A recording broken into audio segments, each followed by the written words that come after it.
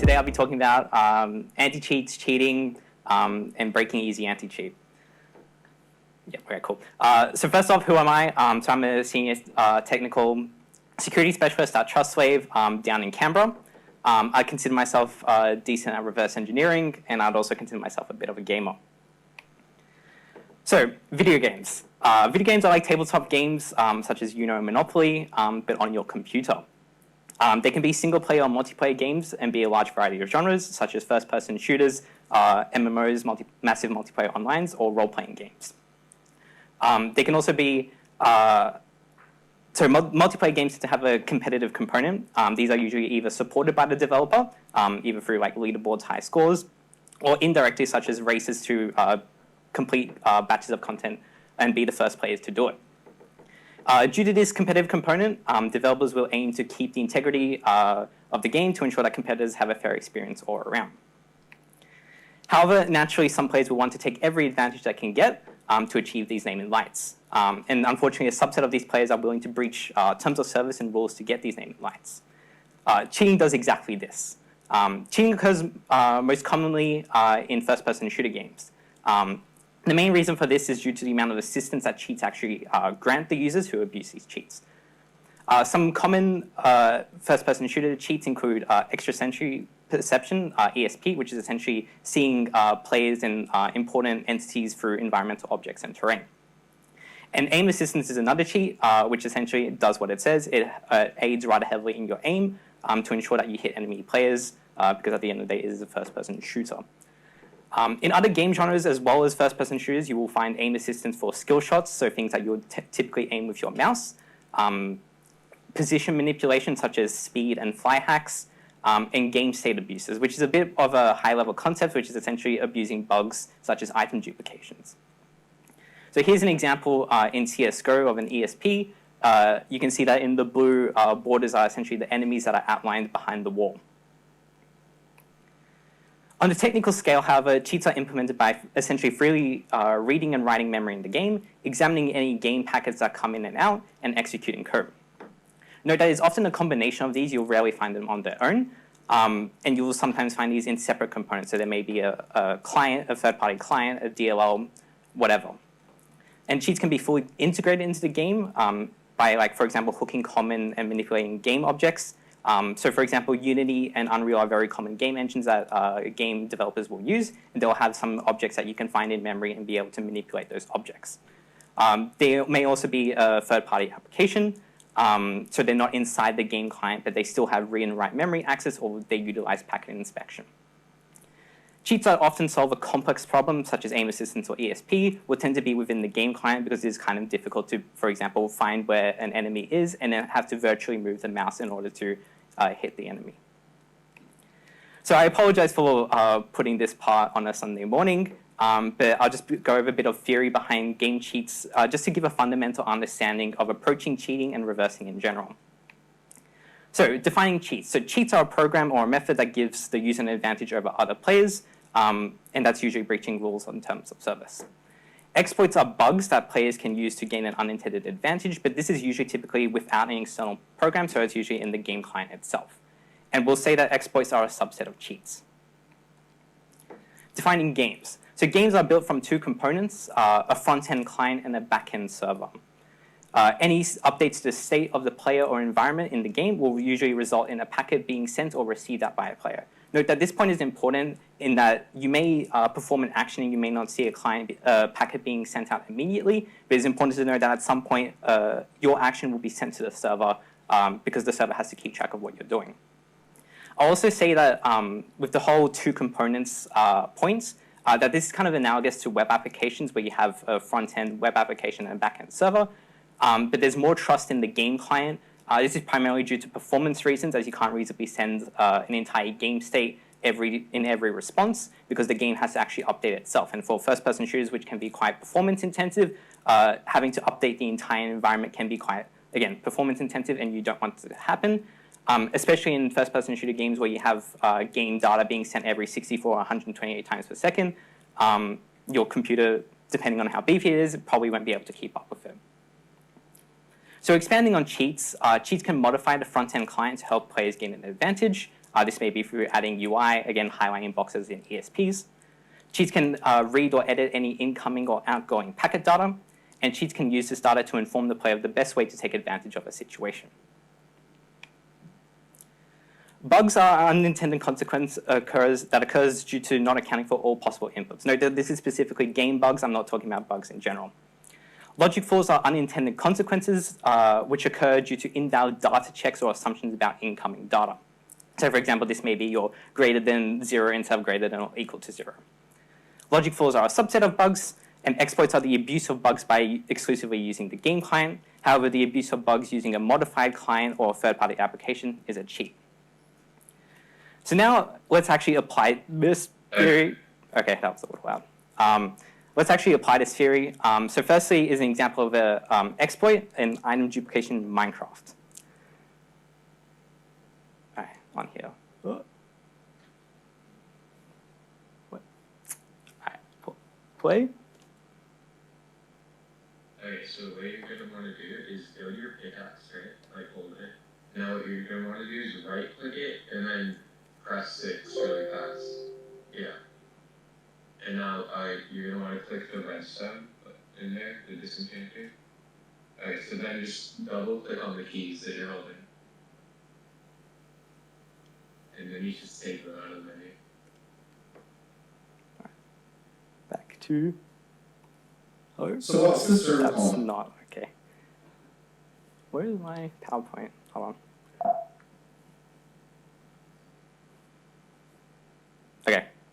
So that was an example of an item duplication exploit in Minecraft. So there are various YouTube channels that you'll find where they essentially exploit these duplication bugs on these servers that have essentially written their own server plugins. For those who don't know, a Minecraft server plugin is essentially like a game mod, but it's applicable to everyone who connects to the server. Also note that this doesn't mean that people can execute code on your client. It's just a way, for example, to manipulate the GUI or do a bunch of other things. So in the video we saw, there was no custom client mod to take advantage of this particular exploit.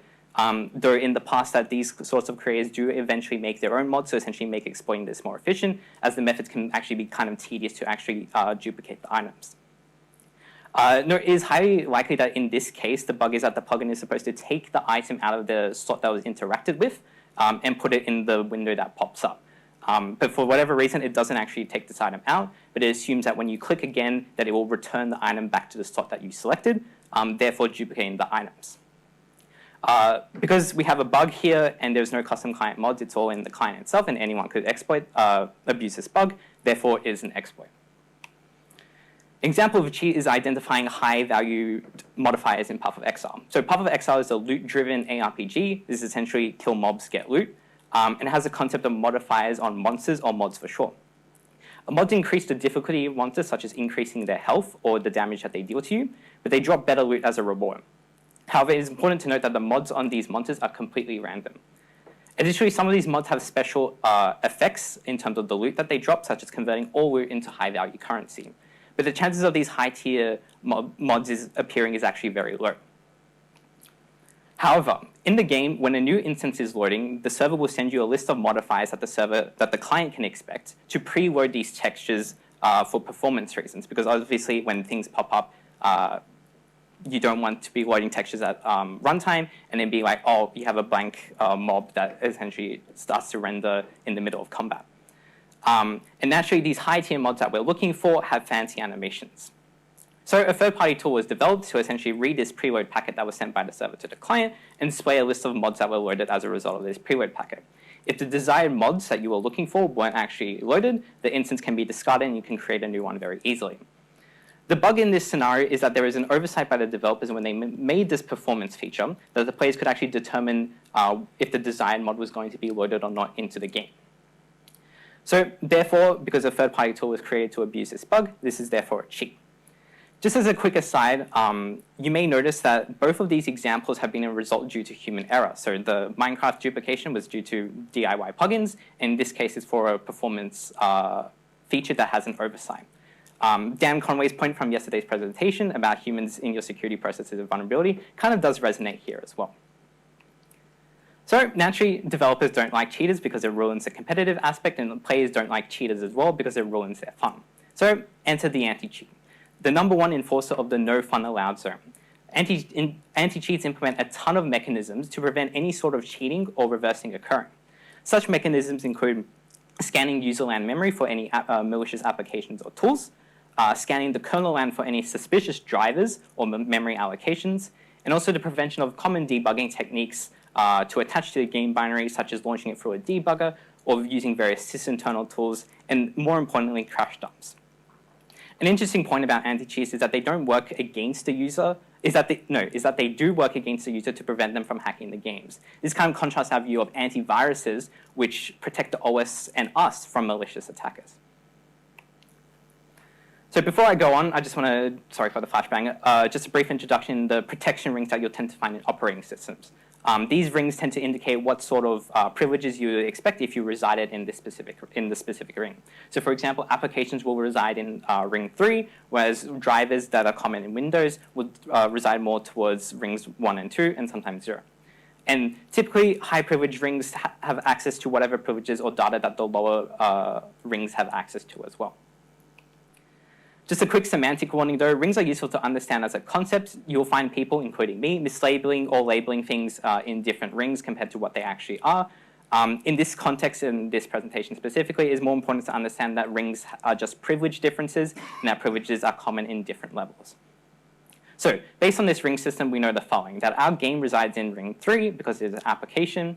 Our cheat will tend to reside either in ring 1 or ring 3. Again, if it's a third-party client, it will be ring 3. If it's a kernel driver doing some magic stuff in the background, it will be ring 1. And the anti-cheat will live in ring 0 or ring 1, depending on the implementation, the separation of mechanisms within the anti-cheat. A special mention does go out to Riot Games' Vanguard anti-cheat, which caused a bit of controversy when it was released. This is due to its true kernel living nature. In that it's a kernel driver that is loaded on boot, and this is because it is a driver signed by Microsoft, and they have permission to do that, which is, again, signed off by Microsoft. And only drivers that are signed by Microsoft can be launched this early into the OS lifecycle. As a result of its early introduction and where it is located, ring 0, it is always running in the background, and it can inspect and interfere with other programs in ring 3, and it can also inspect and interfere with drivers in ring 0 and ring 1. And it can do all of this while the game is intended for, Valorant, is not running. This makes it harder to thwart in general, and it cannot be removed without rebooting your system. However, the star of the show is in fact Easy Anti-Cheat. And this is a very popular anti-cheat developed by Epic Games, and it finds itself in numerous popular titles. It is a kernel level anti-cheat, but only loads on game boot, is unloaded on game close. And is also considered a pain in the ass for the general consumer, since firstly, you cannot have 2 different games running simultaneously that are supported by Easy Anti-Cheat, and you sometimes have issues like with this Reddit post where even if you have Easy Anti-Cheat present, it doesn't like it. So Easy Anti-Cheat is separated into 2 stages. The first is when you open the game itself. You don't actually launch the game binary that you are playing. You instead launch a kind of launcher that loads the Easy Anti-Cheat driver. And you'll see this like bar that's loading up. And once this process is done, and that's when the kernel driver is loaded, the Easy Anti-Cheat process will launch the real game binary and close itself. The second stage is that the game will at some point create and initiate a connection with the Easy Anti-Cheat driver. And this is for cross-process communication, because if the kernel driver finds something that the user process can't see, it needs to be able to tell it. And again, this is driven by code within the game binary, so it's not automatically done on launch. There has to be essentially code that initiates this connection. So now for the juicy stuff of actually getting code execution within an Easy Anti-Cheat protected game. So natural quick disclaimer, I don't recommend doing this or any sort of cheating on your primary accounts. If you get banned, you lose all your progress. You may have spent a few hours on it. Not good. This is done purely for educational purposes, and I'm not responsible if you do get banned in any way, shape, or form.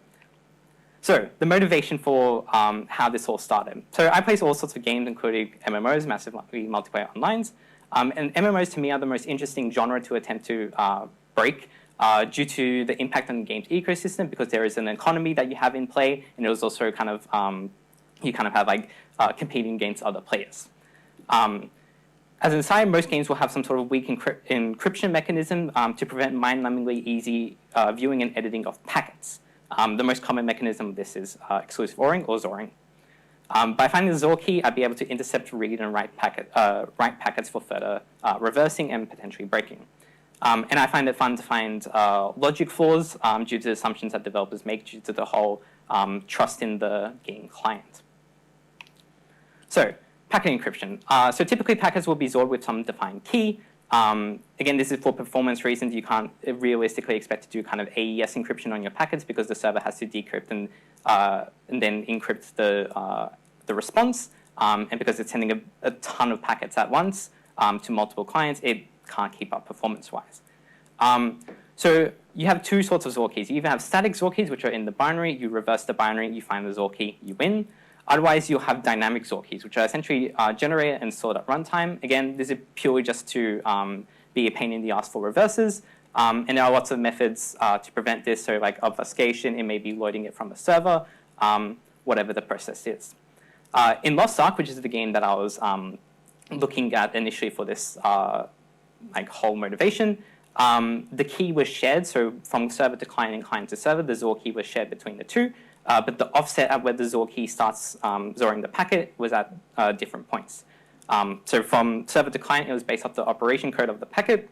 From client to server, it was based off the send counter, which is a little weird considering that TCP packets can be dropped in transit. Note that for simplicity's sake that these points are not current and correct, but for the presentation, they are. So, deriving the XOR key. So usually the typical easiest way to do this is using known and controlled data. So this is data that you can enter into the game and that you can observe being sent out or being received back, and you can derive the XOR key from there. So such features include kind of naming items or random features or chat messages, more importantly. However, in Lost Ark, the issue with this is that when you start entering strings longer than 3 characters, most strings are in Unicode, and that means like a 6-character buffer. And when you have more than 3 Unicode characters, compression is started to be used. And compression happens before encryption, which can be a bit of a problem. However, 3 wide characters, so that's 2 characters, 2 bytes per character, and a short length, again 2 bytes, is usually enough to find part of the key. So now we need to find a way to actually get the full key and find it and then use it for our own purposes. Because we know that in Lost Ark it's a dynamically stored key, we need to find a creative process to do this. And we can't attach cheat engine to an easy anti-cheat protected game, again, because easy anti-cheat protects you from these malicious userland applications. And again, you can't dump process memory with things like Task Manager or sysinternal tools because of protections implemented by easy anti-cheat. So rough solution number 1 is dumping the entire physical memory of your computer. So you can configure Windows to create a complete physical memory dump, so this is essentially just RAM, whenever a blue screen of death occurs. You can force a blue screen of death by typing the following command in admin, in your admin command prompt, without any fancy registry keys or anything. However, the problem with this method is that it's not 100% reliable because your XOR key may be allocated in virtual memory, which is not going to be stored in RAM, and therefore you lose because you have to waste 5-10 minutes for your computer to actually finish dumping in order to read the dump itself. And again, because we already have a portion of the XOR key, we can search this memory quite easily. So I had a couple of things that I wanted to do with the game, and this data was stored dynamically. I couldn't dump the memory, so what did I want to do? I wanted to try and find code execution in the game, which is a bit of a jump, but anyways. So while going through various tools that I know as easy anti-cheat bypasses that didn't seem to be working, I wanted to see if I can modify any DLLs within the game to get code execution. A friend pointed out to me that a number of DLLs within the Lost Ark folder weren't actually signed, which means I could modify them freely and they wouldn't break any signatures and upload would just fine. However, I noticed that whenever trying to change the file size, this is either adding or removing data, you would get an error from easy anti-cheat saying unknown file version, and that wasn't good. However, it was good because you could actually change the file contents but not get the error. So the first test was to modify DLL main, which is typically the entry point in DLL. And I wanted to call essentially a print string method. And I've included, I know it's probably terrible, but a snippet here is essentially me writing the assembly in binary and calling the output debug string, which is essentially Windows' way of printing strings to the debug output. And it actually worked. So I could get code execution in Lost Ark. However, the prior test limits us on what we can actually do with the binary and requires writing assembly as binary. Note that you may say instruction generation libraries exist. I don't believe they do. The next attempt was to copy code from another DLL, so I could essentially compile in Visual Studio DLL, copy that function into the target DLL, and have fun that way. However, I'm not allowed to use any functions other than those that are already imported in the target library. This may be a very limited subset depending on the type of DLL you're working with. So I wrote a Python script that would essentially copy a function from my own DLL into the target DLL. It would fix all references, so relative references, and including references to external functions that were already present in the DLL. Again, this method works completely fine as well. So now I have a problem of wanting to call functions that weren't actually imported in the first place. The first solution was to use system calls. So most important functions that I wanted to work with are located in kernel 32, which is essentially Windows like it's a pretty commonly used library in Windows to allocate memory, open files, etc. However, kernel 32 usually wraps around functions in NTDLL, which essentially uses system calls behind the scenes. So we can piggyback off these system calls ourselves to call various functions that we want. So as an example here, this is for creating a file or opening a file, and usually, and it's just using a system call and moving the argument into the correct register.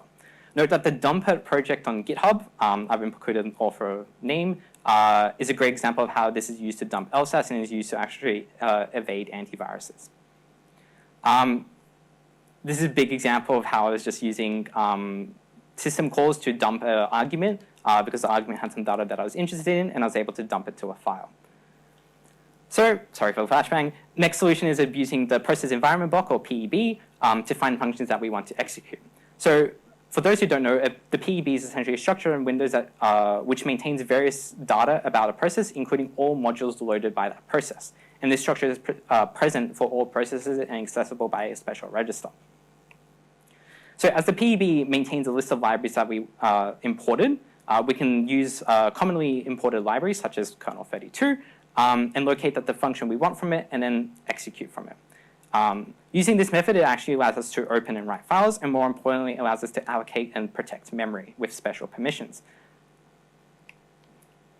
So here comes lazily loading DLLs. So this essentially functions for loading DLLs normally, such as load library in Windows, are usually protected by easy anti-cheat. You won't be able to load your own custom DLLs. It's usually with a fixed path and DLLs that are already within the game binary folder itself. However, since we do have access to memory management functions, we can manually load the DLL into memory and execute a function. This version is considered lazy as the process to do so is exactly that. I read the file, I read it into read-write memory, I allocate, protect that memory as execute read, and then execute the function, and that's it. Just a couple of notes when lazily loading DLLs though. To make life a lot easier, you should merge all sections into the text section. You can do this with special compiler directives. This means that you don't have to worry about where these sections reside in memory when you're lazily loading your DLL. You can just copy the DLL into where you want to do it, and that's it. You can't import any external functions, which includes like standard lib functions like string compare, and you have to manually implement these yourself, which is quite important. And finally, you must perform address relocation. So these are internal things within the DLL before executing the function. Again, this is for references and low-level behind-the-scenes stuff. If you don't do this, you'll leave your head scratching for 2 days while your payload isn't working. So we have finished our quest to gain code execution within easy anti-cheat. So I've introduced a little diagram here where essentially I have a small DLL that I've written, which essentially loads another DLL into memory and executes it. This is embedded via the script that I've written into the target DLL. And once that target DLL is loaded into the game, it'll execute our custom DLL via the loader. You can pick and choose which functions you actually overwrite. So in these examples, I've overwritten DLL main. You can pick and choose other functions to do it at the time when those functions are executed. However, just to note that when you're copying your code over those functions, you may ruin other functions, and you should make sure that those functions actually call themselves. So now that we have this method working, the world is our oyster. So we can dump the executable completely, even if it is packed. So for example, Lost Ark is packed with the middle.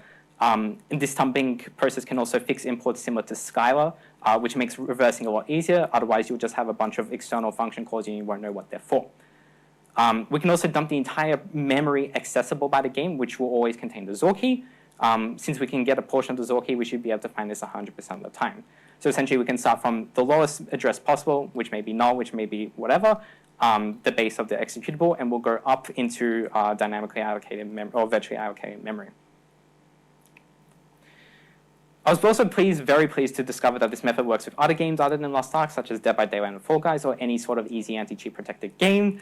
However, it is important to note that you can only use this trick with unsigned DLLs, because when you re-sign DLLs, it may not be trusted by the easy anti-cheat process, and more importantly, the size does somehow change. However, there may be tricks to figure out how to get rid of that.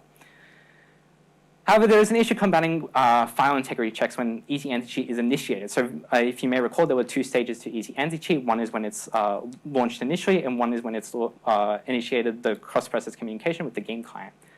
Whenever the second cross-process communication occurs, you get this alert in some games, which essentially says that easy anti-cheat client cannot be instantiated, and this is usually due to a callback.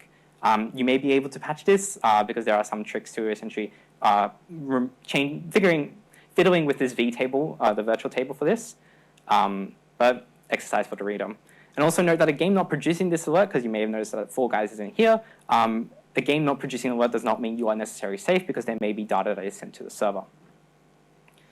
Just a bunch of useful stuff. So WinDivert is an amazing library for intercepting and modifying packets. DebugView++ is an application used with the sysinternals tool DebugView to make linking and debug output more bearable. And finally, I've included my own repository here, which has the Python script and the DLL source code for what I was using to inject into the processes. And that's my presentation. Thank you.